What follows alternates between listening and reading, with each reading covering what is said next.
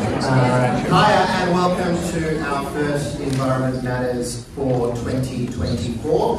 Thank you for being here tonight. For those that don't know me, my name is Dylan and I use he, him pronouns. I'm the Membership Coordinator at CCWA and I'm delighted to be your MC this evening.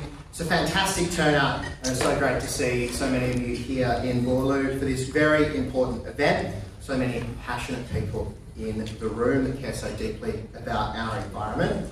Your presence speaks volumes about the significance of the topic we're gathering to discuss.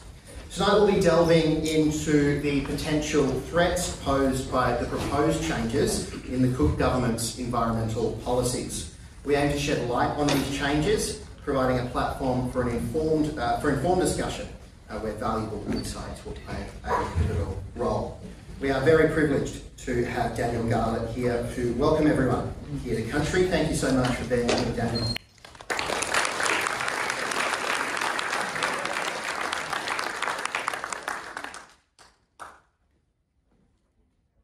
Good evening, ladies and gentlemen. Yes, my name is Daniel. This is Johnny Garlett, my older son, and Jasmine. We're a family team with the youngest and the oldest. So I'm going to stick to the time, which I have 10 minutes, so the clock is on.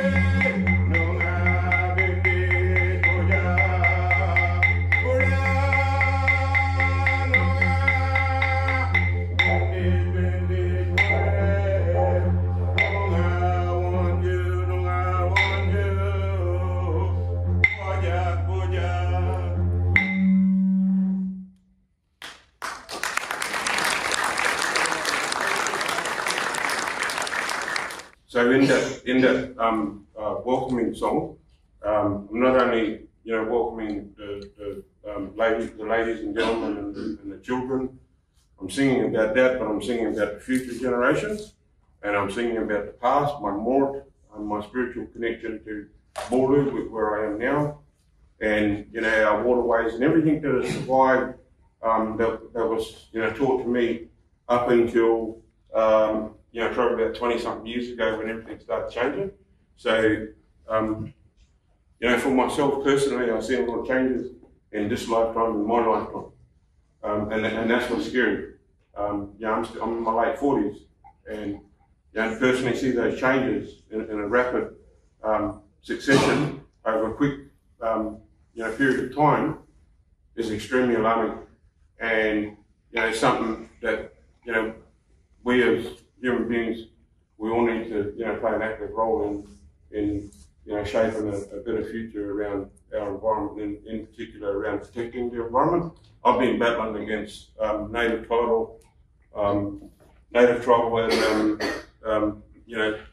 land rights for over 37 years. So all my adult life, I've been fighting to protect country. And one of the things that a lot of people may know myself for is fighting for country. That's my greatest pleasure in living, is fighting for country. Because I know too well that there's a lot of other problems that we face as human beings on a day-to-day basis. But to me, growing up as a small child, I knew, and I was chosen, and I picked a path where I am today to fight for country, because country can't fight for itself. And when that broken lineage of thousands and thousands of years of knowledge of protecting country is no longer there, and our people are forced off their own country and they're not doing ceremonies anymore, when people think they know a lot of history about Aboriginal culture, you might want to sit down with an Aboriginal person and ask them, and they'll tell you stuff about what it is to care for country. It's about this thousands and thousands and thousands and thousands of years of knowledge, singing to country what I just did then. Singing to my country, crying for that country, having that special relationship that nobody or no thing can take it away from you. Not even my kids. It's a different type of love. It's a lifelong commitment of love and respect and understanding about what type of man or woman do I want to grow up in a world that does not respect country. And unfortunately, that's where we find ourselves today, is that right across the world, we're all in the same boat. So, I want to reiterate that the importance of acknowledging that we're all at fault, including me, and that's the first step. Rather than pointing fingers and blaming people, that we have an opportunity that we can really save a lot, hopefully in such a short time, by vigorous and strong action, and to send that to people like the EPA. I'm quite frankly sick and tired of the last nearly 4 decades of fighting with them about protecting country, because there's just too much policies and too much the mining companies and private companies, the land developers and the farmers, and so forth and so forth and so forth. So you've got layers upon layers upon layers upon layers upon layers. And it's terrifying to know that in my short lifetime, in 48 years or so, that my greatest fears has come to fruition, and this is what we're stuck with. And we're all in this together, like I said, and it's not about Aboriginal people knowing everything. It's not that they know best. I'm not saying that, because an honest man or an honest woman will admit the facts, that we're all guilty of treating Mother Earth like shit, and it needs to stop. We need to start to have that relationship again with country. And the only way I can say it or explain it is you just witnessed it, because you asked it and you sing into that country. And when you have a look right across Australia, you see all the floods, you see all the fires, you see all these things. That's a direct result of Aboriginal people not having a relationship, no more, with their country that they're from. And when you think about that, Yeah, that's something I see right across this country since I was a little boy, witnessing these ceremonies be done, and then going back to these areas where they're not done, and then we all suffer. We all suffer.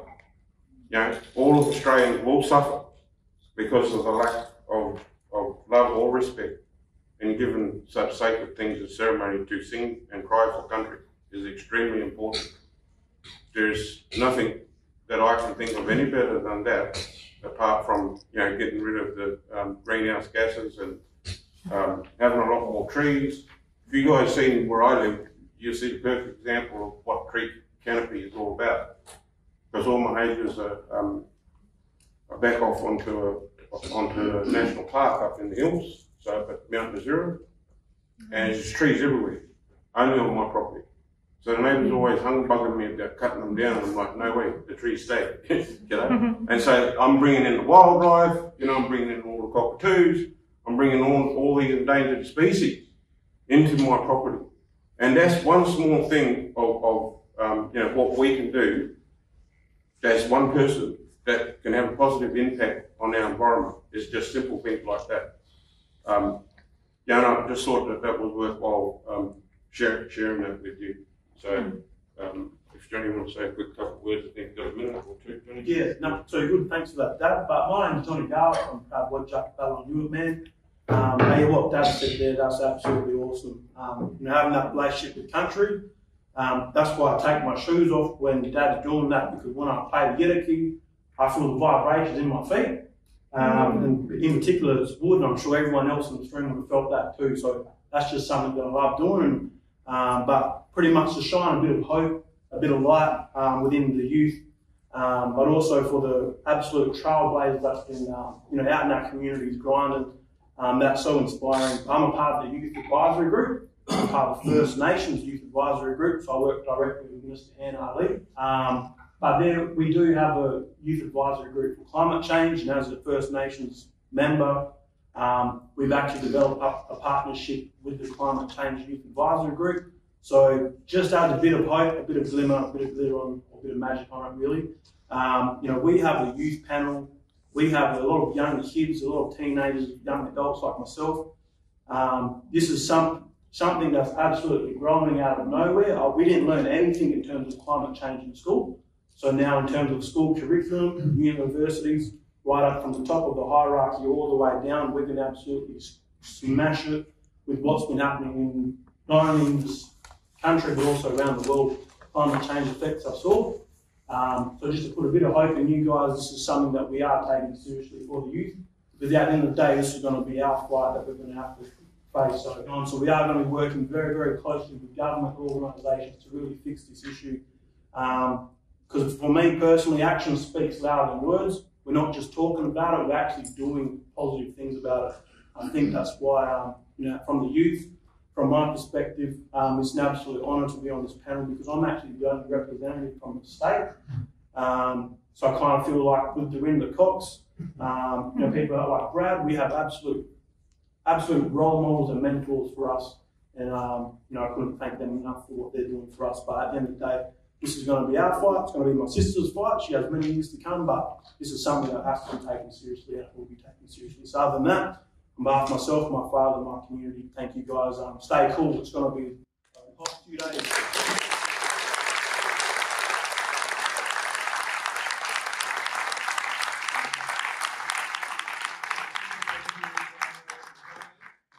Privileged to be here on Pritchard tonight. I'd also like to pay my respects to elders past and present and acknowledge the enduring connection to culture of First Nations people and country throughout WA. It is a privilege to be here on the same country that's been cared for since time immemorial. The CCWA Environment Matters series is one of our longest running forums, where we bring together experts, stakeholders from government, industry and community to discuss environmental issues and challenges in a forum where you, members of the public, can participate and contribute to the conversation. But it's not just about having conversation, it's also about taking action, raising awareness and standing for what we believe in. So, our first action, when you registered for tonight, been offered one of these delightful little tags, and it's a symbol of this new campaign, Save Our EPA, Protect WA Nature. Why the colour Pindan? Or maybe orange, but Pindan not only represents the rugged beauty of our outback, but also pays homage to our iconic red-tailed black cockatoo. And I urge each of you to wear these tags proudly as a powerful symbol of solidarity and commitment to our campaign. They're a little conversation starter. People might ask what they're about, and it's a great opportunity for us to spread the word about what this campaign is all about. We have a great lineup of speakers this evening. Dr. Pritchard, CCWA's President, Greg Keighery, OAM, the botanist and Senior Principal Research Scientist at DPCA, Ruby Hamilton, Solicitor at the Environmental Defender's Office, and Martin Pritchard, the Director of Strategy at Environs, Kimberley. We'll then conclude with a Q&A session where you'll get a chance to ask our presenters some questions. Just a little housekeeping before we get stuck into the presentations. It's always my favourite part of these events. The bathrooms are on the other side of the foyer. In an emergency situation, a floorboard will direct you to the nearest exit. There is one to the left here in the theatre, as well as the street exit to your right. Our muster point is just outside the Francis Street exit to your right. I'd also ask to please make sure you have your phones out and put them on silent. Don't turn them off. I would love for you to take photos, post them, spread the news, share it and tag us as well. We do have a lot to get through this evening, so we will have a special guest to help us keep time. Our timekeeper will be dinging the bell if the sessions go over time, so to keep us here, but we will be giving everyone a heads up before that happens to make sure we have enough time to hopefully get to as many questions as possible, and I'm sure there'll be a lot to get through. So now for what everyone's been waiting for, our presentations. And I would now like to invite the CCWA President, Dr. Pritchard, to the front. Pritchard is a retired GP and a long-term climate, biodiversity and health campaigner, previously serving as the WA Chair of Doctors for the Environment Australia and as the Deputy Chair of the National DEA Board. Pritchard brings a wealth of experience to his new role as President of CCWA and is keen to strengthen the role of the organisation in protecting our natural world. Please join me in welcoming Pritchard. So, firstly, may I acknowledge the traditional owners of the land on which we meet, the Wajak people, and pay my respect to elders past and present. It's really good to see so many people here because we care about country, our forests, our beaches, our oceans, our flora and fauna. And here because of some radical changes to EP regulations that could fundamentally undermine the role of the independence of the EPA. I want to more set the scene for what's going to happen rather than talk specifically about the regulations, because Ruby would do a much better job than I in doing that. Today, our natural world is under enormous threat from both a biodiversity crisis and a climate crisis. The 2021 State of the Environment report paints a pretty grim picture for WA. While we're just 10% of the population, we've got a third of mammal extinctions. Of the 20 mammal species most at risk of extinction, over the next 20 years, most are from Northern Australia and Southwest WA. Our land clearing rates sit only behind Queensland and New South Wales. And as you all know, the southwest of WA is a biodiversity hotspot, but climate change, mining, and land clearing is reducing water availability, increasing salinity, and increasing the risk of more intense bushfires and droughts in the region. And our marine life and ecosystems are also under threat with ocean warming. In 2016 and 17, for example, there was widespread coral bleaching event, which drastically impacted the Scott Reef ecosystem. This is the pristine reef ecosystem nearby where Woodside would like to drill for gas within the Browns Basin. Now, more than ever, we need to be strengthening environmental protection regulation and having strong climate change laws to protect our precious natural resources. Yet within our proposed climate change laws, there is no 2030 target.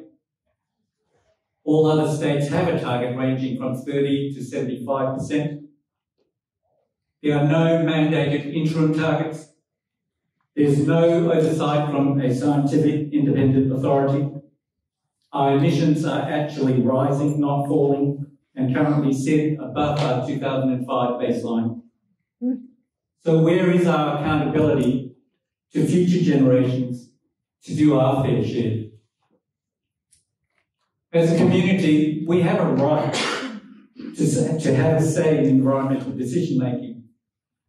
Yet both the proposed climate change bill and the proposed changes to environmental protection regulation had no or little community consultation or input from experts.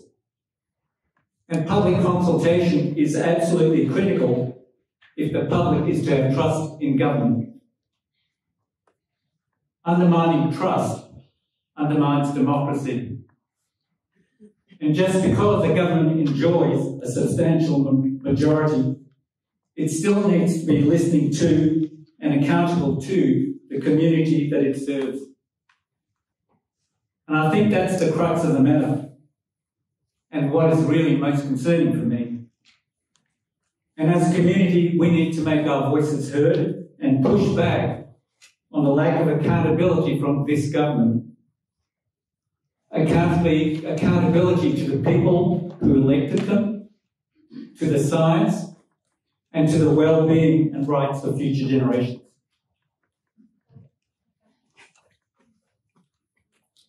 So they say in messaging that the context and framing is everything.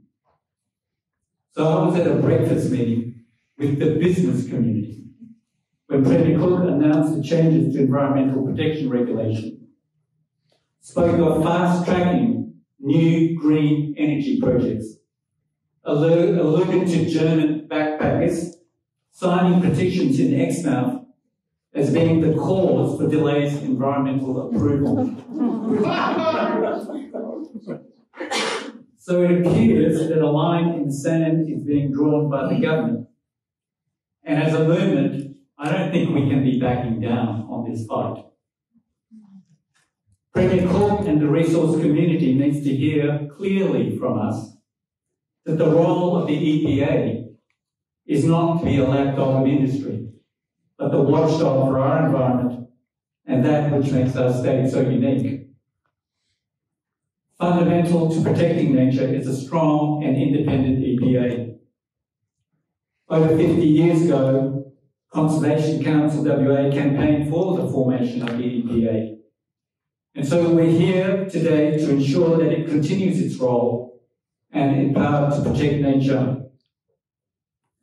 While we acknowledge that the government is heading in the right direction with recommending an increase in funding and staffing to both the EPA and the Department of Water and Environmental Regulation, other recommendations that undermine the independence of the EPA and erode the rights to appeal need to be vigorously opposed.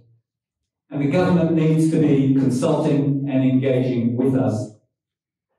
So I hope that the rest of this evening will be informative, uplifting, and I really encourage all of you to step up and be part of a widespread action to call the government to account, to push back against industry influence and capture, to be the defender of the environment and a safe climate for future generations.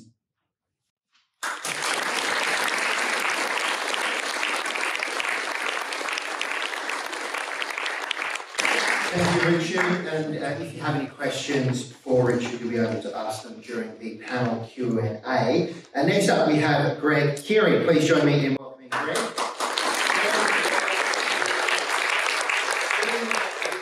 Scientist in the Science and Conservation Division at the WA Department of Biodiversity Conservation and Attractions, or DBCA, as a botanist in the Biogeography program, largely responsible for regional scale surveys. Over the last 40 years, he's undertaken biological surveys throughout most of WA and published extensively on biology, ecology, native and weedy plants in WA, and he is currently a research associate at DBCA and has a major role in the curation of records, naturalised plants in the WA Herbarium. He chairs the Ministerial Threatened Ecological Communities Scientific Advisory Committee and has been awarded the Australian Plants Medal and the Medal of the Order of Australia for services to conservation and the environment. Please join me in welcoming.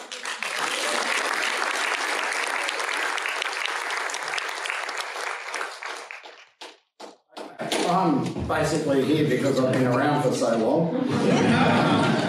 I just realised that this year is, in fact, 50 years since I actually got a paid job in doing biological science. So this is, Colmer and Co wanted me to give you an idea of what's happened in the past with the EPA to set some sort of conference scenarios.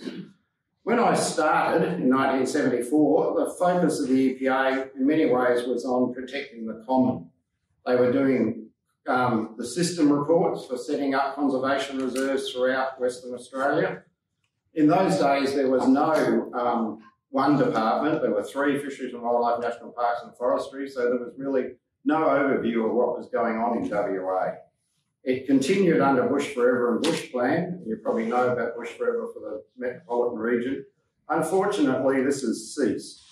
And it's rather a shame that really no part of government now is still actively pursuing a car reserve network. And even last year, California has legislated to keep 30% of their land area as reserved in a state that has as many people as the whole of Australia. So we should be able to do better. There was quite a lot of expertise within the EPA. There was a whole EPA services unit, and there was a lot of expertise on the EPA. The first chairman, one of the first chairmen was Professor May, the professor of zoology, and I knew Tom Hatton, who was the last one I knew a lot to do with because he was a hydrologist who I worked with for the state salinity plan. The EPA was relatively independent and quite fiercely so. There were certainly many issues, including right up to the Supreme Court, which ruled that the EPA had to actually only take the environment on issue. It could not take social issues. In other words, how many jobs you could create by doing something adverse to the environment. And there was a lot of policy development. They had the Lakes policy, the Swan Coastal Plain policy. Pretty well all of that's gone. So during my career, which is about now 40 plus years, I've certainly noticed the focus for much of things has shifted to non-biodiversity aspects of the environment. Speaking as somebody who likes, I have no problems with pollution and climate change and things, but, for example, the Salinity Action Plan, which I had a major role in, was a major focus for fixing up the environment of the overcleared wheat belt, but now we've only got 1 recovery catchment left. So the actions, as people would talk about, do speak louder than words. It became a strategy. As soon as it became a strategy, it stopped having proper funding and it wasn't a plan. And currently our tree plan is pretty much the same. It's become a strategy. And strategies are great for governments because they don't have to put anything into them. Biodiversity decline is increasing. When I started, common communities have now shifted to rare. The Stirling Range thicket is almost extinct. The wheatbelt woodlands are federally listed as critically endangered. The Banksia woodlands, the first symposium we did on those, they were everywhere, and now they're actually federally listed as endangered. Tuart woodlands, things can go on. And it was not climate change that did this, but continual clearing, the 1,000 cuts problem. The public focus, to a fair degree, not necessarily for people here, but it's focused now on rare species much more than it ever used to. I think some of the rather saddest things I've seen has been a loss of expertise and policy both in and on the EPA. There's a very large reliance, speaking as a scientist, on inadequate data sets for decision making at a state level. And I think offsets are probably one of the worst things that's ever happened because they're just compensating for loss and they're pretty poor at that. There's been a lot of responsibility shifting too. The federal government privatised the airport so they didn't have to keep the bushland or the incredibly significant Noongar cultural sites that are there. And when you have the Noongar person who was our treasurer saying that Monday Swamp really wasn't all that significant, it's also incredibly sad. Impact statements, there's certainly never been any adequate reviews of the data in impact statements, and that's a major flaw. There's certainly a lack of audit or enforcement of any conditions. They're just regarded largely as recommendations unless they're set by the Minister. And if you ever want to read adequately how well they've met the conditions, you only have to look at some of the things that they've talked about, like carbon capture, or overusing the Ngurra Mau. There's no real enforcement. There's been, one of the things that I don't like being a scientist, there's been a large shifting of funding away from the government, which was already totally inadequate compared to roads and mines or anything useful. And there's really quite poor coordination and cooperation between state and federal agencies. Coming from the state, I can tell you the feds are not good, of course. And the EPA has become outcome driven by a number of approvals, not how good you do your job. Mm-hmm. What do we need? Well, we need some expertise in biodiversity in the EPA, according to me, for advice and audit, and on the EPA, and could do us some set positions of people who might know something. EIA should be an integral part of resource projects from their conception, not the last hurdle that's got to be overcome to get approval.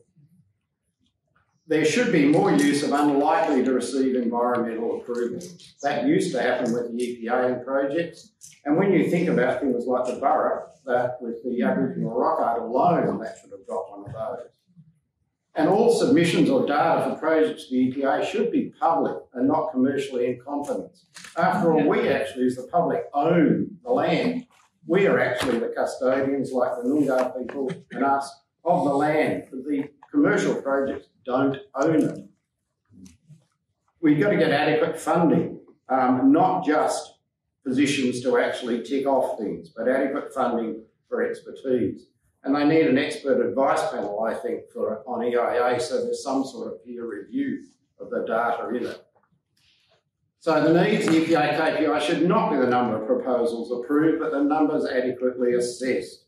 We need some proper audit of conditions set for approvals, both state and federally, rather than having the federal minister approving more stuff in the borough without ever having to say what they're going to do and why they should never have done it. Because if that was St George's Cathedral, they would have never approved it. And it's a true insult to the Noongars and the Aboriginal people that their culture is regarded so appallingly by us. A wish list, I'd like to see regular biogeographic biodiversity state of the environment reporting. All the stuff we've seen, and it's relatively old, shows everything's going in the wrong direction. Nothing's getting better, no matter what people tell you. We do, a nice wish list to be a land and environment court so we didn't have the minister being able to make decisions without any explanation. I don't think that'll ever happen, and I would like to see, speaking of my last bit as my habit, I'd like to see land clearance made a much more significant task and put into with DUER and DVCA so that it's biodiversity focused, not just perhaps land, soil or other things. And hopefully that's given you something to think about for questions.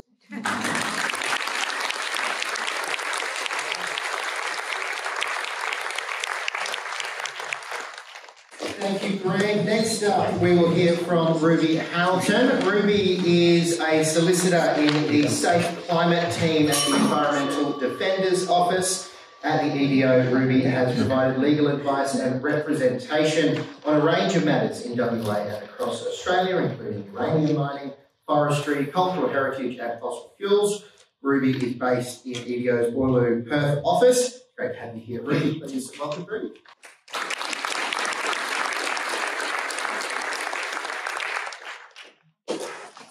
Thanks, Dylan. Thanks for having me. I would also like to start on behalf of EDO and myself by also acknowledging the custodians of the land that we're meeting on today, the Whadjuk people, the Whadjuk people, sorry. And I pay my respects to their elders past, present and emerging. So you've already kind of heard who I am from Dylan. So here comes the probably more boring stuff. Starting off really strong with a legal disclaimer. So this is just to say that the content of this presentation is not legal advice, and you should not treat it as such. There's a little link to our website there if you do need legal assistance.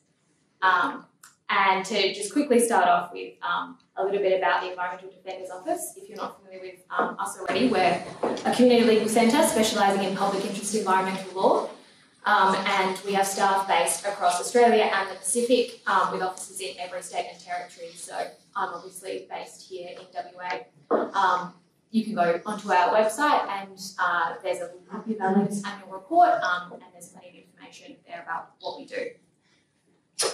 So a little bit of background to this review. The review was commissioned in late October 2023. It was a short and sharp review of the environmental approvals process, and there was a real focus on proponents and sort of speeding things up when there was news about this review announced. It was undertaken by Paul Vogel and a planning consultant in addition to him. There was quite limited consultation in their review. So the review report itself hasn't been published, but the government's response to the recommendations of the review has been. There's a little screenshot of it up there, but it is available online. It's a little bit buried in the Streamline WA website, but I'm sure everyone here will be able to find it and have a little read. It does just contain all of the recommendations that were put forward by that review. And the government's response. The government did accept or note every single recommendation. So before we get into what those recommendations are and the bit of the good and the bad, just some fundamentals of our current WA environmental assessment and approval framework, which obviously has already been touched on with that really insightful history of the EPA in particular. So the existing framework is under the Environmental Protection Act. And the EPA is really the independent expert body that we're talking a lot about today. Its main function is environmental impact assessments, which is extremely important within the framework of the EPA. You then have the Minister for Environment, who's obviously the minister responsible for that act. The Department of Water and Environmental Regulation sits under the minister. And then you have the Appeals Arena, which is an independent government office which investigates appeals against particular environmental matters, which we'll get to in a little bit more detail. But to give you an idea of how the process that this review was looking at, you start off with a referral of a proposal to the Environmental Protection Authority. Then you have their assessment, which culminates in a report at the end, and that report contains the EPA's independent expert environmental recommendations, which are intended to be very evidence-focused and informative. There is a provision for appeals, and that is where the appeals convener comes in. I'm sure a lot of people here have some experience in that strange process, but the EPA reports can be appealed by anyone disagreeing, and those appeals are investigated by the appeals convener, but they're ultimately determined by the Minister for Environment. And then the Minister goes on to make a separate decision, which is the approval decision about the proposal. And following that, for approved proposals, we have monitoring, reporting, enforcement, which is undertaken by the department, which is meant to act as the regulator and undertake enforcement of conditions. However, we've had some perspectives about how that often goes. So that's kind of the approval and assessment process that this review was meant to be taking a hard look at to see where efficiencies could be brought. So a little summary of the recommendations. They were mostly administrative, so things that can be done without changing the law. EDO's view is, of course, that any legal changes should be subject to proper scrutiny, and that should include consultation of WA community and specific experts before they're progressed. But essentially the focus of the review was primarily directed to facilitating quicker and less onerous assessments and approvals. And that raises some real tensions because the overarching purpose and the objectives of both the EP Act and specifically the EPA are fundamentally to protect the WA environment. So most recommendations in this review are actually tailored to speed up decision making rather than facilitating better decision making or better protection of the environment for all Western Australians. I can move on though to some good recommendations, because there are a few things in there that I think we can see that we would all agree on, because while the recommendations are primarily aimed at speeding things up, there are still some good things in there about really increasing the EPA's resources to enable it to undertake assessments as best as it can. So several of the recommendations would see benefits for all stakeholders. That includes a few recommendations which focus on recruiting and developing staff in the EPA and the department, increased resourcing, improving coordination in government, and specifically expertise and data that's available in environmental impact assessment. So these recommendations seem fairly common sense, and they of course should be implemented where they don't compromise protection of the environment and where they're in accordance with the objectives of the EPA Act and the EPA. I think that everyone here would agree that increasing resourcing of those agencies is really important.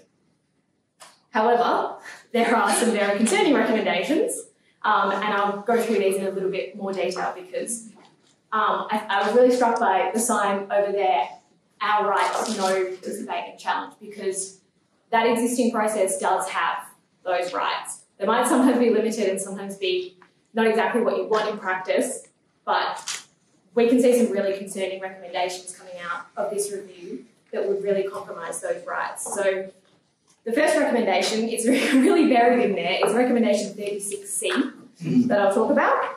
And that recommendation is the one that proposes removing all public appeal rights against the EPA's assessment reports and moving some public appeal rights on conditions on licences from the Minister to the State Administrative Tribunal. So currently, that appeal stage of the assessment process is open to anyone in the public to participate in. And they really do provide that opportunity for public participation, and they actually improve environmental decision making. So, for example, the EPA will often strengthen its recommended conditions through those appeals. And in fact, no other reviews of the EPA Act, of which there have been many over the years, have ever recommended removing appeal rights. And those reviews were undertaken with proper consultation and comprehensive stakeholder input. So what the EDO's position is that the appeal process is in fact not a drain on department or EPA time and resources. And previous reviews have actually confirmed that removing appeal rights would not have practical effects in reducing assessment timeframes.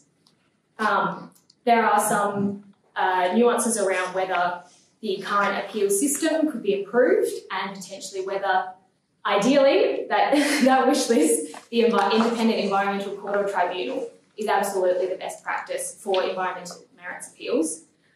But certainly having a tribunal like the State Administrative Tribunal come into the role of the Appeals Commissioner and the Minister could substantially improve some parts of those appeals. However, any moves must not compromise the public appeal rights that we have in WA. These changes are unnecessary and in fact could be counterproductive, and any concerns with appeal processes at the moment should be handled with proper consultation about how to develop those. So, we're still on the concerning recommendations slide, but moving on to recommendation 32, which appears to suggest that the EPA should defer to other agencies in relation to the greenhouse gas emissions and the social surroundings environmental factors. So obviously these are probably the most contentious factors.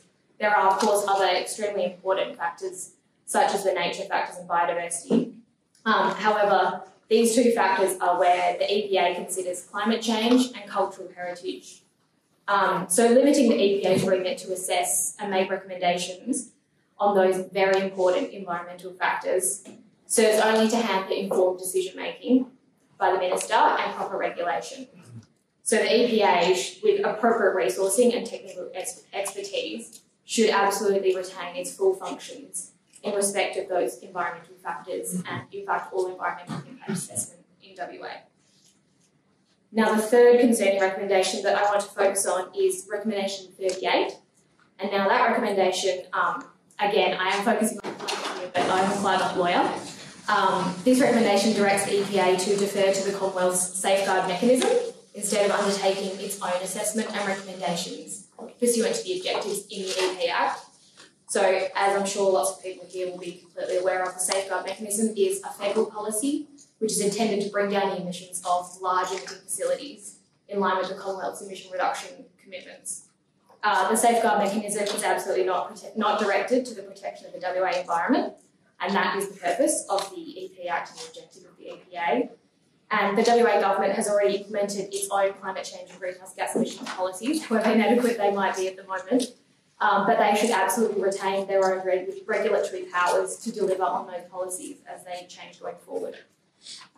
Any concerns about duplication can be addressed through other measures, such as accepting different reporting when the department is regulating those things. But there's certainly no need for the EPA to completely step back and the Minister to step back from this extremely important area of regulation. Priorities for taking all of that information and going forward. Again, this is probably the more boring priorities. I'm sure we'll hear a lot more exciting action that could be taken.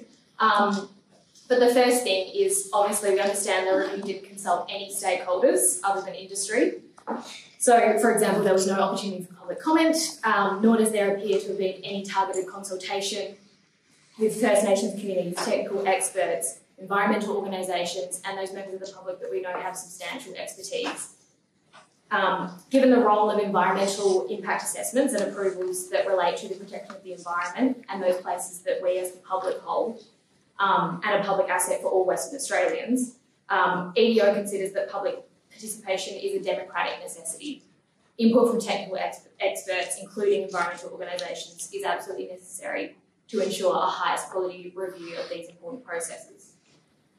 Of course, positive changes, as identified earlier, such as increasing the EPA's capacity and enabling it to undertake assessments properly, should be welcomed. But those key concerning recommendations and many other concerns that people have about the way the EPA and nature protection in Western Australia is being treated should be seriously reconsidered, especially the radical and regressive changes which would involve changing the EPA Act itself. Efficient and effective operation of the WA Environmental Assessment and Approvals Framework, especially consistency with those fundamental objects of the EPA Act and the EPA to protect the WA environment, should not be compromised. In terms of where things sit at the moment, our understanding is that the recommendations are with government, and work will begin imminently on implementing those recommendations which have been accepted.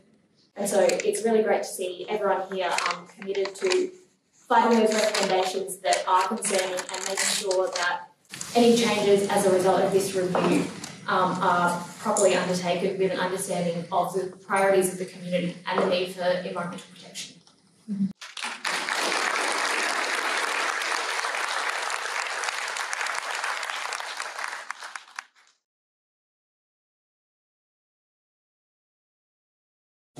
Thank you, Ruby. Last but certainly by not the least, we have Martin Pritchard. Martin is the Director of Strategy at Environs, Kimberley, and has been working to safeguard the natural environment for over 20 years, protecting endangered species, rivers, threatened ecosystems, and Ramsar-listed wetlands in southwest WA and the Kimberley, in partnership with traditional owners and other conservation organisations. He has led EK's efforts to save 30,000 kilometres of the Kimberley coast being secured in marine parks, to stop a coal mine being built on the Mudawara-Fitzroy River and copper mine on horizontal falls, as well as to prevent James Price Point from being destroyed by one of the world's biggest gas factories, which would have led to the wholesale industrialisation of the Kimberley. Martin, with the leadership of traditional owners, has advocated for national heritage listing of 19 million hectares of the West Kimberley and new national parks along the Mudawara, as well as against its surface water being taken for irrigation. Martin was the Executive Director of EK from 2008 to 2023, recently stepping into the new role of Director of Strategy. It's great to have you in Perth, Martin. Please welcome.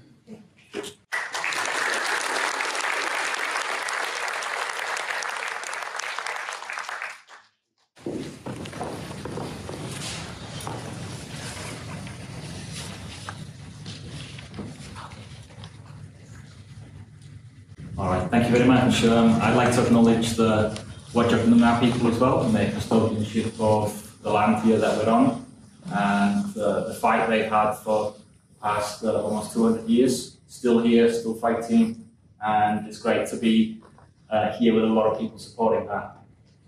I'd also like to acknowledge the traditional owners and the Aboriginal people of the Kimberley that we work with, looking after country and trying to protect country from industrialisation, fossil fuels, and any other threats that come along. And I'd like to dedicate the talk tonight to a dear friend of mine who passed away recently, Barbara Jones, who is a Western ringtail possum expert, worked on them for 40 years, and was seriously part of the conservation of the species. And she passed away, unfortunately, about a week ago, unexpectedly. And she was one of the conservation greats in Western Australia. Many of you will not have heard of her, but I just wanted to acknowledge her. So, you know, we do know the environment that we've got here is in crisis. Yeah, we've got the cane toad. Cane toad's going to be in bloom probably next wet season. We've now got the northern blue-tongue lizard that is now critically endangered because of cane toads, as well as many other species, of course. It is eventually going to find its way to Margaret River, is the projections. We've got dieback that's still surging in the southwest through our forests, Phytophthora. We've got a new disease that's coming in. It's now in the Kimberley, myrtle rust. So Kings Park is sending out botanists to collect seed of eucalypts and other species in the Kimberley, because this is going to kill them all. Yeah, it's already come into the Kimberley. You've seen dieback, mass dieback events around Perth in some of the forest ecosystems that's been happening because of climate change. Shark Bay lost a vast amount of seagrass beds, and you know, because of climate change.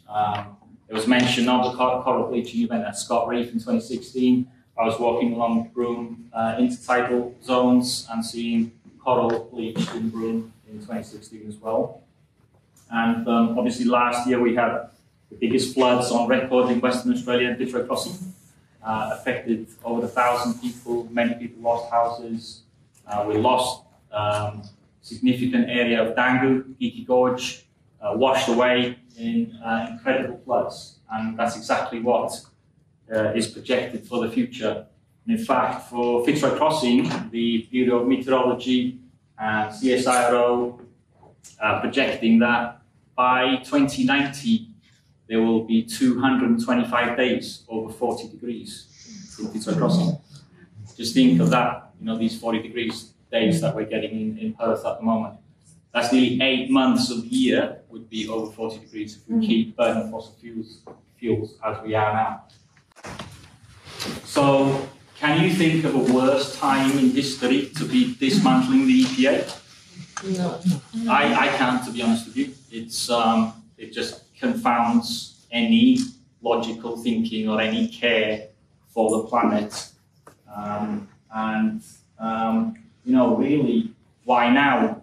Why is it happening now? And I think it's really important that we think about what is going on here on this bigger level across the state, the power plays that are happening, and how our rights as citizens are being trammeled and just basically bulldozed. So, you know, we have got an election coming next year, and Labour's going to lose seats. They're going to lose 15 probably, possibly more. They are really worried about it. And, you know, they are scared of big business, and already they've ditched the Aboriginal Heritage Act atrociously some time ago. Just before Christmas, they announced that, despite the fact that they've been working on water law reform, putting 6 acts, including the Rights in Water and Irrigation Act 1914, that's when it was initially formed, modernising them. The government went down to the southwest, talked to the farmers. Farmers didn't like it, ditched. Yeah, this is the kind of government we've got, running scared of big business and not going to put the environment where it should be. We also saw emissions reductions ditched. So, you know, just putting the picture here of where the government's at the moment. And what they don't want is big business running an election campaign against them. So what they're doing is they're trying to, appease big business and making sure that come election time they're not going to throw something big at them. There's also headwinds coming. We've got Scarborough, Woodside, we've got Browse, Scott Reef, fracking the Kimberley. Government can see that people are really unhappy. Yeah, there's been, we're in the courts, Aboriginal people are in the courts, we're fighting this, there's more people getting on board as we see the impacts of climate change hitting us harder. The news every day, as I'm sure you're aware, is pretty bleak, and the urgency of doing something is extreme. And the government knows this. The government knows that we're going to be fighting back really hard. So they're getting in, they're trying to dismantle what we can use to try and slow things down and have a bit of fair play in our projects.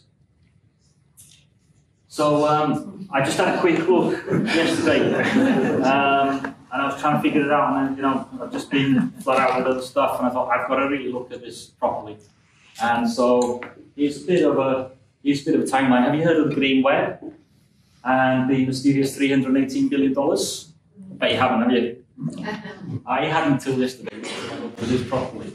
So basically, there's the report there from the Chamber of Commerce and Industry. Yeah, they put that out.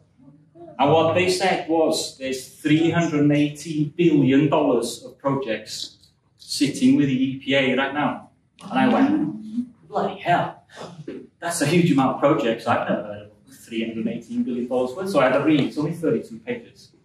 I could only skim it, it's pretty boring, but I did find that they don't actually tell you how they came to $318 billion. Okay, I'm serious now, look at it yourself.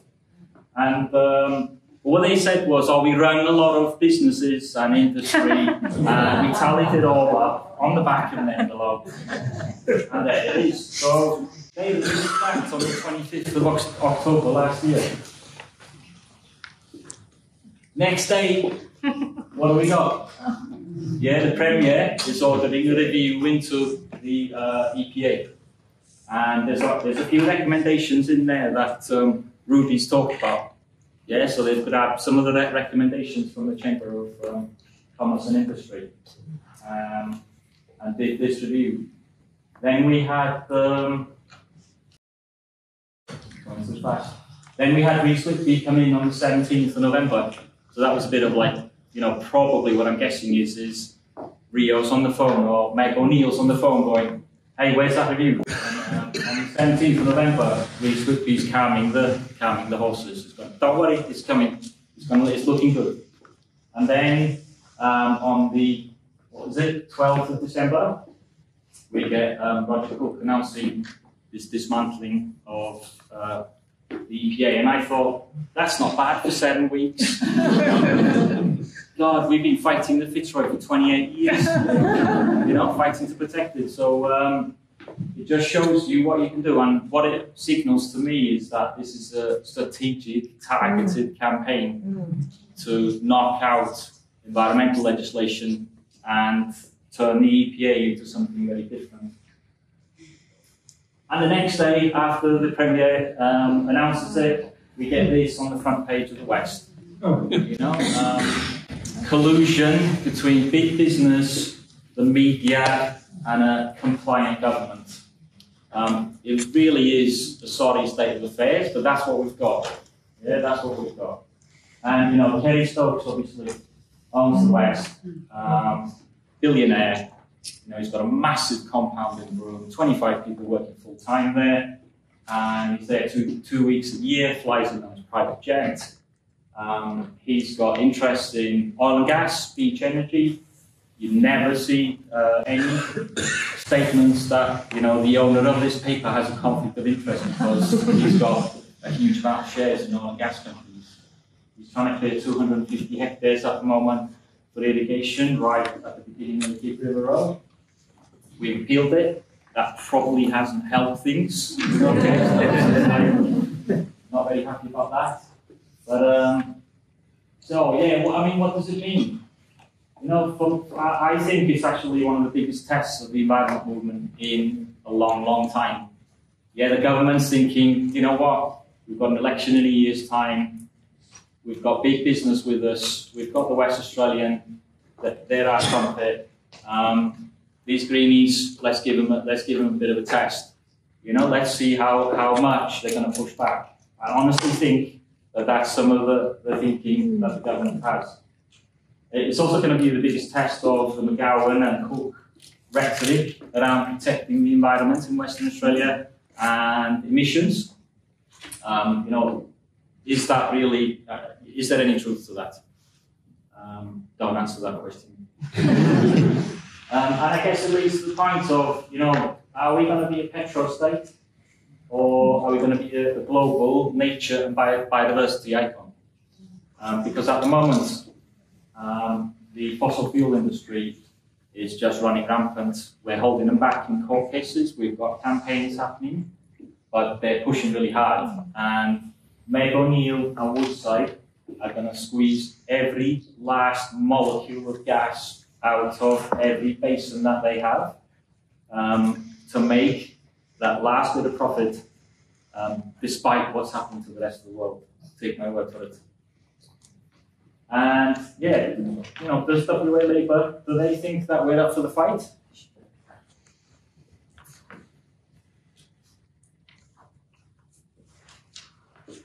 These were supposed to come in got quite slowly. Well, I was late last night, but I didn't. But anyway, don't read more than one dot point.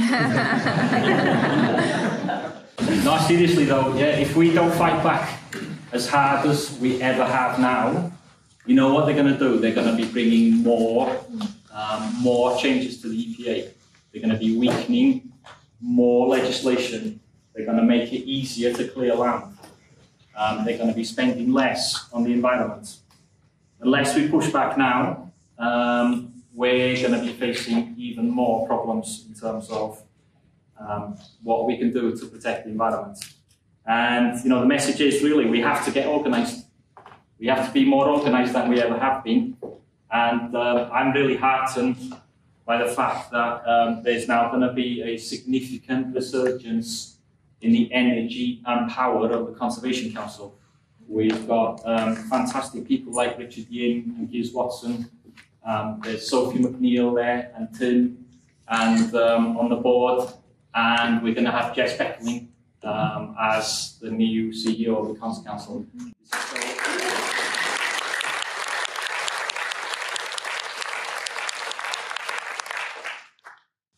So individually, we still have to do these things like, you know, boring things like writing to your MP. Probably hitting your head against a brick wall, maybe, but you shouldn't underestimate it, honestly. If you can get 10 people in your electorate to write separate letters to your MP and you ask that MP one thing, all you want them to do is to tell Roger Cook that people in your electorate are really unhappy about what's happening here, so that message is getting to the Premier. You know, there's the usual things as well, the obvious things like letters to the editor, social media, and yeah, we need to start a really big campaign, and not forgetting that we've got massive campaigns already, like Scarborough, Browse, stopping fracking in Kimberley. That's another recommendation that came out of that Chamber of Commerce and Industry 30-pager, which was to tell the government to hurry up in getting the new regulations so that fracking can happen onshore in the Kimberley and the Midwest. So this is what they're pushing for. They want to frack the Kimberley, get a pipeline down to the Pilbara and export that as well. Yeah, they're not going to give up until they get everything. And I guess the other thing is to, you know, turn up tomorrow if you can. If you're feeling up to it, you've got time. But I'm thinking that the Comms Council is going to be leading the way here. And we have to, all of us, and especially the member groups, have to get behind that. We have to work together harder than we've ever done before. And we've got no choice. Yeah? We've got no choice. So if you take anything away from tonight, let's support, get behind the Commons Council, get behind Jess, and run a campaign that is going to actually stop Roger Cook from implementing what he said he's going to do. So thank you.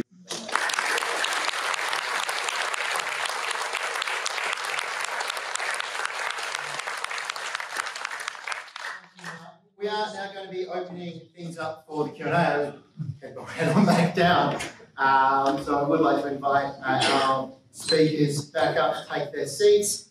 Paul and Liam will be walking around with microphones. So if you do have questions for one of the panellists or a general question for all of the panellists, please raise your hands to get their attention. All right, wonderful. Questions? This is for Ruby about ending the appeals process.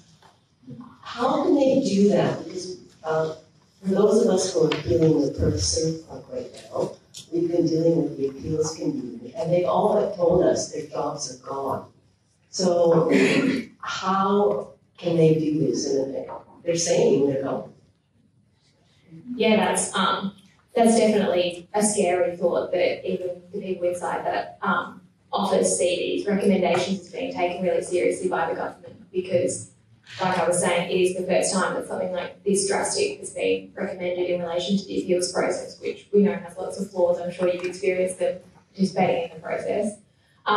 It would need legislative change. It would need pretty drastic legislative change. It would basically mean taking out the entire Part 7 of the current EP Act. So there's obviously a long process to change legislation, but we also know that the current Parliament means that the government is able to do the things it really wants to do in Parliament. So it's something to be on the alert for as it comes up if there is an amendment proposed to that Act. There haven't been any amendments proposed so far, and it is usually a longish process. So I suppose we're hopeful that we won't see something that drastic and regressive too soon, but it's something that we need to be alert for, and when the time comes, hopefully there will be opportunities to participate and really ramp up that campaign, because it would be a huge erosion of current rights to participate in that assessment process. Who are the people that are currently on it and how have they chosen? I can start off with the very basic legal point, which is in the EPA Act currently. It's very light on the EPA Act in terms of who is on the EPA, but there are requirements. They're appointed by the Minister, the people who are on the EPA. There is only one full-time position, and so the rest are part-time, but they are meant to be appointed on the basis of their qualifications or expertise in environmental matters. Very broad. And they are appointed by the Minister, like I was saying. So currently that is the situation with how the EPA gets appointed, but I might leave it if you have any further remarks about the current EPA. Basically the Minister decides. So there's whomsoever is put up to the Minister, and then the Minister says yes or no. There is no requirement for them to know anything. One of the people who was on it was one of the people who opposed Shenton Bushland quite seriously, was pointed at the EPA. So one would have to say that it would be good if there were actually some set positions where the people actually had to have. When I started, Kings Park Board, for example, had the Professor of Botany was on it, had to be, the Lord Mayor had to be on it, one of the Justices of the Supreme Court had to be on it. They were set positions out of the 5 members, and there was a member of the public as well. So you can do it. The Minister could do it tomorrow and say, no, I want to have people who really do know what they're doing. Or he could set up an advisory group, and that would be just as good. I could probably talk loud enough. Carol Peters, what about scientific qualifications, conservation, biodiversity, ecology, and I'm thinking a person who sprang to mind, and I mentioned it to him on, I think it was an email list that we were chatting on that Colma might have got started. Hans Lambers, for example, somebody who's not afraid to rock the boat, but what sort of scientists or qualifications do people on the EPA have? And if the minister is going to have the final say, he'll be terrified of someone who rocks the boat.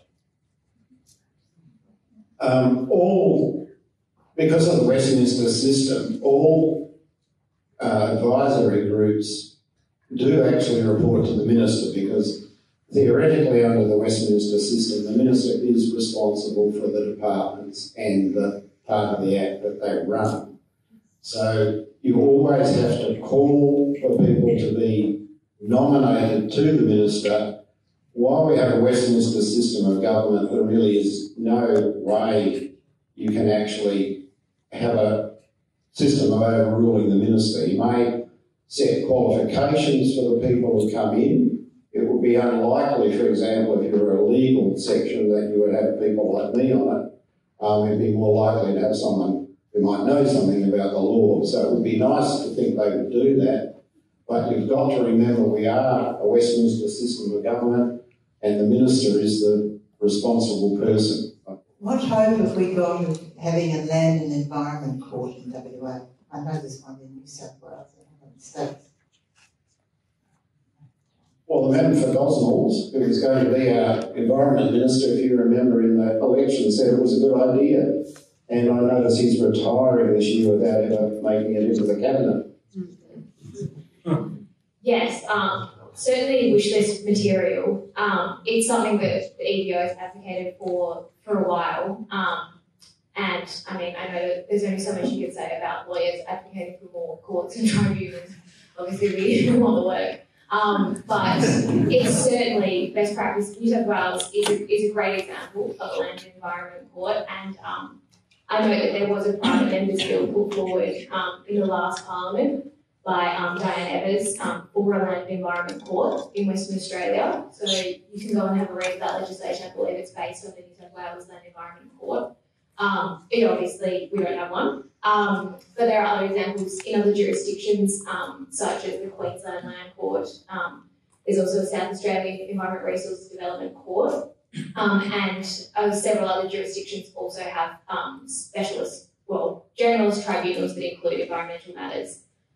So there have been calls from the legal community, admittedly, to at least move appeals into the State Administrative Tribunal, which is usually where something like review of a government decision or EPA decision would generally go. So it might be that is a middle ground. I know that a lot of people here would not be too impressed with the State Administrative Tribunal handling more matters about their local areas and their environment, but it might not be the most realistic policy position at the moment, but it's something that we have advocated for. There are plenty of examples of it working really well, and EPO at least will be continuing to advocate for that.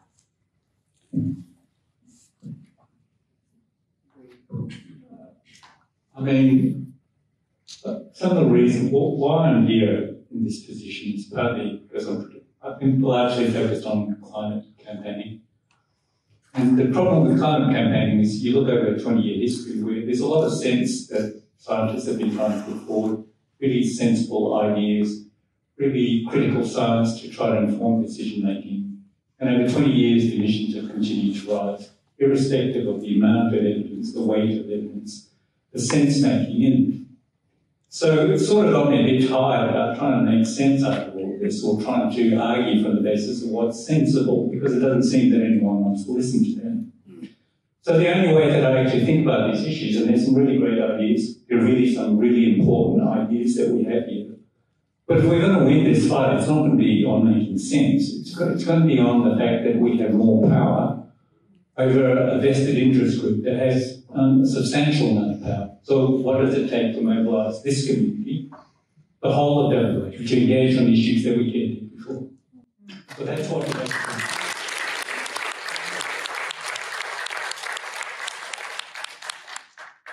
I understand under the EPA there are provisions for publishing documents or guidance statements that actually start to put some targets and guidelines into place that define and allow the protection of things like wetlands, vegetation communities, and those sorts of things. And they seem to go along also with the EPA, those policies that were put in place to protect lakes and wetlands and other things. And they seem to be one by one removed and taken out of Gazette and buried somewhere in the web. And I'd like to say that we should also be pushing for those provisions to be used and guidance to be out there, and things like state of the environment reports and biodiversity audits, which allowed information to be collected so that if you are appealing decisions, you've actually got some basis to appeal, some facts to use in appeal, because the facts that are put up by the other side are often non-factual, emotive, and based on purely on economic benefits from development without taking into effect the environmental impacts of those. I'll just quickly respond to that, and I agree with everything that you say. But one of the problems here is basically it's about power. And we wrote to Cook on the 18th of December for environment groups, CCWA, of course, leading the way, and we still haven't had a response. Yeah, all we did was ask for a meeting. So we're not even getting through the front door at the moment. And we're not going to get in through the front door unless the community makes more noise. Yeah, that's the first bit. And tomorrow's part of that. We might get a meeting after tomorrow if we get 500 people turning up. Well, that's 1,000. 1,500.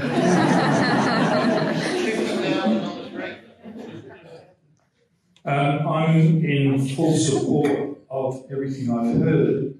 What I haven't heard is any strategy towards the next election and how we're going to persuade that middle group of voters who may go our way, and the great concern in the community with mortgage stress, with renters panic, with prices going up. What do we have to offer them by way of strategy that says, look, the environment is important and is worth it for us all? The issue about developing out a strategy is going to take a little bit of time in this context. But what we've got in this room here is basically a hub and spoke model where we've got actually something like CCWA with member groups. And within those member groups are further hub and spokes where they extend out in the community. The first thing that needs to happen is that those groups need to organise. They need the capacity to actually mobilise their membership to act in terms of putting pressure on elected members and to make it clear that this is unacceptable. From then on, once you've got a structure that you can actually mobilise communities, you just question then trying to devise the messaging and the clarity of the messaging and how we're going to work that this can actually happen. So this is an ideal group. This is an extraordinary example of what possibly could be done just because of the underlying structure within CCWA.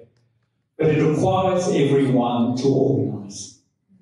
First of all, get yourself organised, know how to message, know how to engage with MPs, know how to engage with your membership. So as a preliminary step, I would suggest that. And then after that, amongst the whole range of groups, we need to clarify how this is going to work. The elections are confusing. There's both a state and a federal election. They're going to be, WA is going to be terribly important. We've been hearing that both federally and at state. We've been hearing that federally, certainly that WA is going to be very important. How it's going to play out is confusing because the current changes within state laws as to how the Legislative Council will be represented is going to change. That will mean that it's likely that we're going to have more Greens candidates actually perhaps being in the House because of the way things have changed. There are also Teal candidates coming in at a federal election and possibly at a state level as well. So a lot's at play to make it really unclear right now how it's going to go.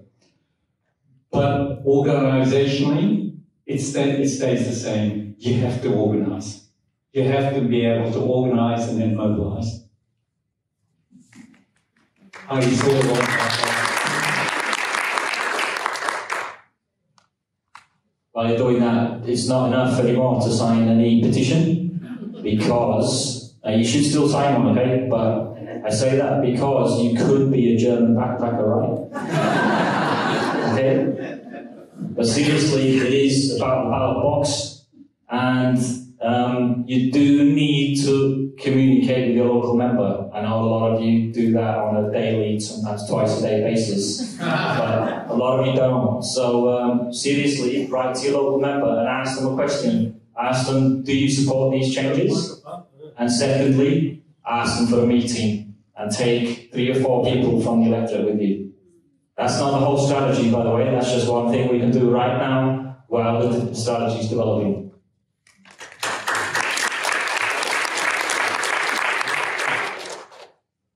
This is a rather technical question from me about the EPA changes. With it seems like the sidelining of social surrounds, the concept of cumulative impact, well, I think it's legislated about 21. What has happened to that in the proposed changes? Is cumulative impact being regarded as parasocial surrounds, or is it still in there? Yeah, so you're right that cumulative impact was added very explicitly into the legislation in the most recent amendments, and that, as far as I can tell, there are no proposals to change that provision, and so that would continue. I think the recommendations about social surroundings as one of the environmental factors and others, I think maybe evidence that there hasn't been a lot of consultation and thought about how this would actually work, because having the EPA have different levels of consideration of different environmental factors, different parts of the environment, especially in the context of them meant to be doing cumulative assessments, just seems like it wouldn't really make sense as they're doing it. So I don't even know if they consulted the EPA in their review. And so it might be that quite a lot of those recommendations are completely unworkable when it gets down to actually doing it, and they were just kind of thought bubbles put into a 7-week document.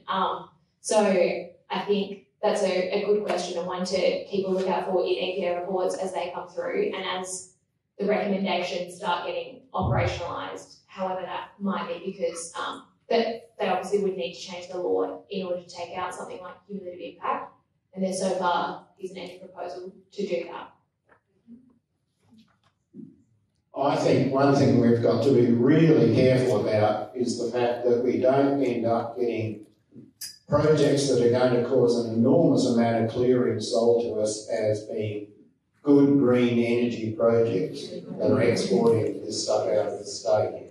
That's not going to help us get our carbon footprint down. It's just going to help somebody else, and it's in fact going to increase it, because many of the projects, some of the ones up on 80 Mile Beach, are proposing to clear vast amounts of area and spend a huge amount of our water washing the solar panels for Singapore. So I think this is one of the really dangerous bits about some of these changes, that they'll cause immense environmental harm to our natural biodiversity, claiming that it'll somehow save us and the planet. I'm glad Greg mentioned this issue about renewable energy and clearing of native vegetation, because the Wildflower Society has a position statement on that issue, as has the Australian Native Plant Society of Australia, which we actually drafted for the national body. And 2 members of the Wildflower Society met with the Minister of Environment only a week ago, actually to talk about that policy. So they know it is there. It took us 12 months to get that meeting, and one of the meeting proposed dates was the day Roger Cook released the recommendation, and the meeting was cancelled. But we have had a good meeting with the Minister. The Minister is somewhat on tune, but the Minister is a very junior member of Cabinet and may not get there. But what we're saying is we don't want a double whammy from climate change, where climate change kills our vegetation and clearing to solve the climate change problem clears the rest. Can I just say, just in response to what you said, which is, I understand the sentiment completely. And I guess from from my point of view, it's what we've got here is a huge power play, of the wealthiest, dirtiest businesses in Western Australia telling the WA government what they want, and the government giving it to them. And I guess the Save Our EPA, Protect WA Nature, that's the fight back. Now, if we start getting into details about how bad the EPA has been in the past, that's not going to help us. We've got to fight back in a way that the public understands, and importantly, in a way that the government understands, and just be really clear on it. And unless we can push back really hard, I truly believe there's going to be further erosion of the protection of Western Australia's nature. I just want to respond to this issue about clean energy and needing to solve the climate crisis. I think the issue is about trying to control the narrative, and this narrative that paints it black and white, that either we actually engage with extractive industries that actually help support, climate action, or we don't, is a false narrative. I mean, I think WA is a bit more than a mining state. WA has something more to offer in the context of for renewables, in terms of our science-based, possible manufacturing-based. There's a whole number of other ways that we can actually contribute to the climate problem rather than just extracting. So we want to be making sure that we are controlling the narrative and not buying into a polarising between different groups, between environmental groups and climate groups. That's the last thing that we need. We need to come together in some way to make sure that the messaging is coherent and that it's best for all communities and it's best for nature as well in going forward. So it's not as if we mustn't, we have to be taking action on climate also, sure. I had a question with regard to the EDO. There was a time when the EDO was quite busy and representative in Western Australia, and I was very interested to see that you were here tonight, Ruby, because I used to like to go to their meetings to hear what can we do legally about blah blah. And so what will the EDO be doing with regard to this issue, and how are you going to get the word out to us here in Western Australia? Yeah, I've had a lot of these types of events, and I have been around for a while. It was actually 6 years I've been at EDO a week ago, based in the Waterloo space. But yeah, certainly EDO has, in addition to our existing advice and representation litigation services, we also do policy and law reform, and we have both a national team and a local team that work on these things. And so far with this, we have been engaging, and some of it is behind the scenes and it might not be out there. Sometimes when we're out there, we get attacked pretty hard, as you might have seen. So we're certainly working on these matters, and you can absolutely be confident of that. And I suppose what I would say is that we have the website and there'll be things on that. We have a mailing list where we can say things. Unfortunately, it is just a case that as lawyers, we're often very quiet when we're doing our work, and because we have existing, confidentiality obligations to specific clients and things like that, it does mean that we can't really get out there as much. But it's really great to have so many great partners and clients within the movement, and that includes CCWA, Environs, Kimberley, and many people here today are from groups that work with us. And so certainly coming along to CCWA events might mean you get to see an EDO face, and hopefully more of that.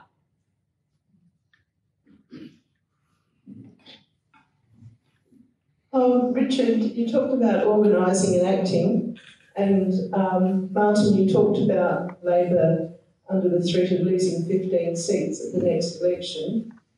Now, we've seen very effective organising, acting and wresting seats away from unpopular parties in the last federal election when the Teals rampaged through the middle ground. So what are these 15 seats, and why are they vulnerable? Why are they met with the Labor government? What can we learn about the weaknesses in those 15 seats?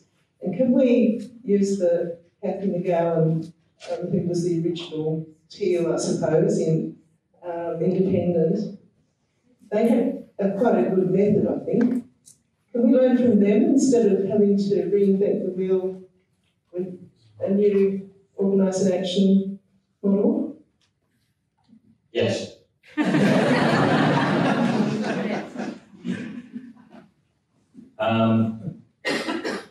think the 15 seats that people are talking about could be more, could be less. And by the way, I'm not an expert on this kind of stuff. I just read quite a bit and talk to people, and yeah. So they've mostly been quite strong Liberal seats, and there was obviously the Matt McGowan factor. There was COVID, and a whole host of reasons why those seats went to Labour. I think the thinking is that they're going to go back to the Liberal Party. But I mean, you raise a really good point. Simon Holmescourt was here a month or two ago, and you know it would be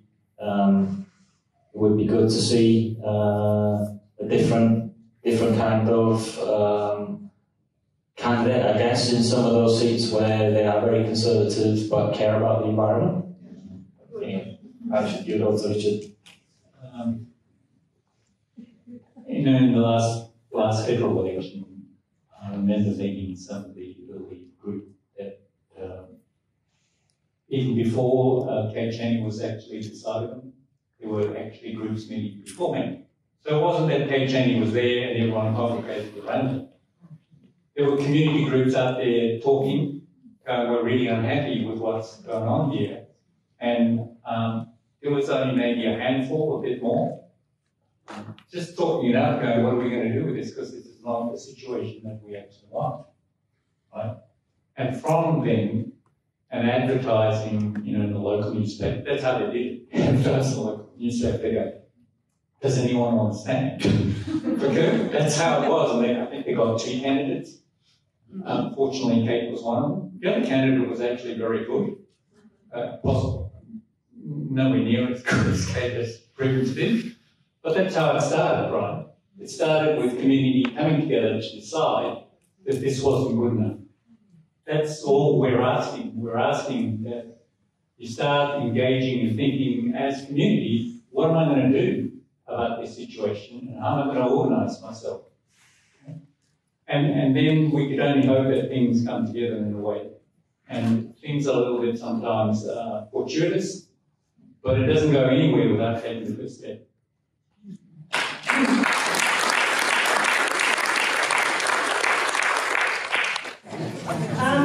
My question relates to things we can do. I noticed Martin mentioned writing letters to the editor, etc.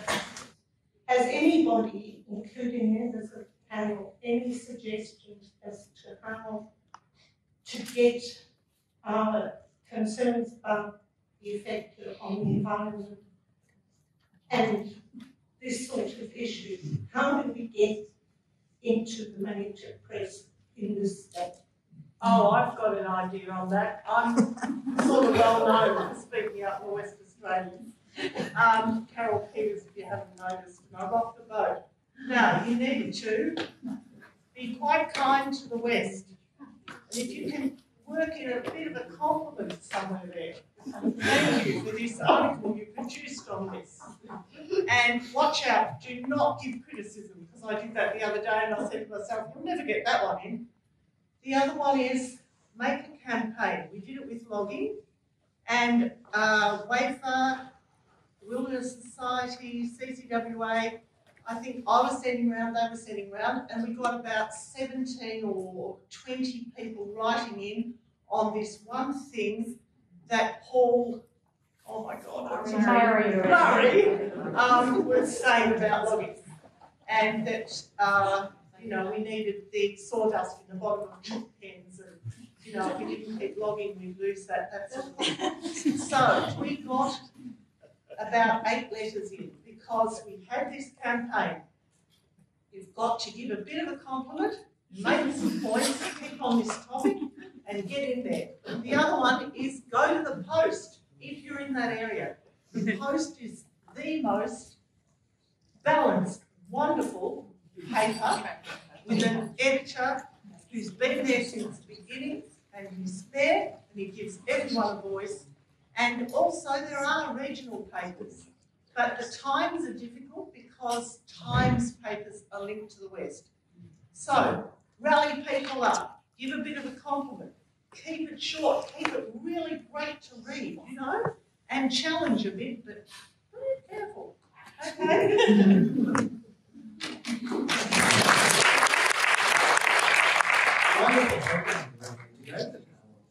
If anyone wanted to add anything very briefly. If not, we are coming fast towards the end. Thank you very much for those great questions and contributions, and a massive thank you to our presenters tonight. If you have been inspired to take action tonight, please join us tomorrow, 11:30 a.m, as we take our voices to the State Parliament. We'll be joining forces with organisations. We'll be on the steps there tomorrow morning. It's the first sitting day of the year. That's why we've gone with tomorrow, to really make our voices heard right there as the politicians are walking in to start their year. Together we're advocating for stronger environmental assessment procedures and for the fundamental rights to be informed, to participate in and to challenge decisions made about our environment. Tomorrow is not just another day, it is an opportunity to turn our words into actions. You can find more details on our website. It's going to be hot. Make sure you wear a hat, sunscreen, bring an umbrella and have plenty of water with you.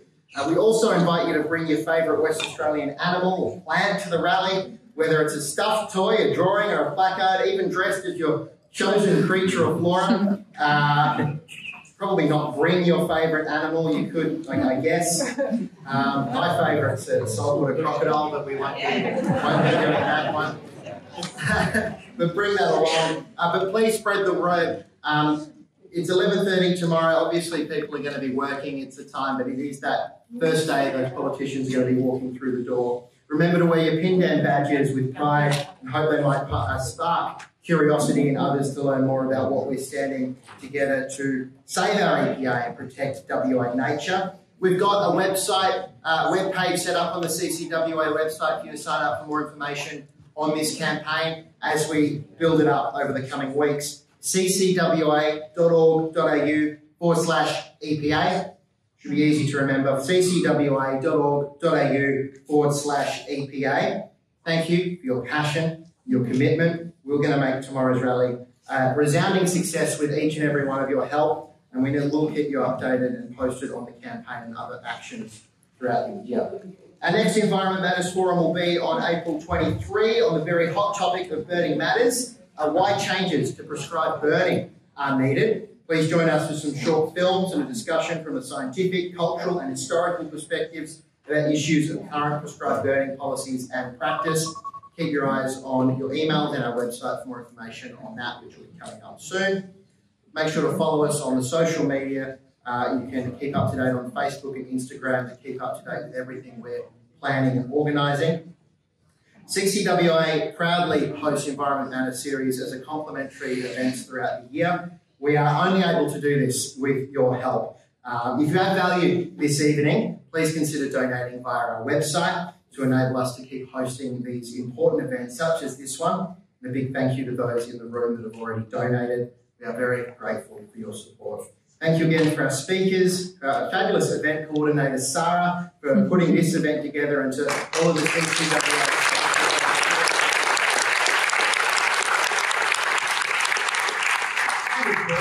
My job being a member coordinator, to our member groups for helping us each and every day, and particularly with this campaign, we're only going to be able to succeed because we, as a movement together, are joining forces, and we're more powerful that way. It cannot just be CCWA, it is us as that conservation council, that keyword of that council, that's us coming together and working together. So thank you very much for your work as well.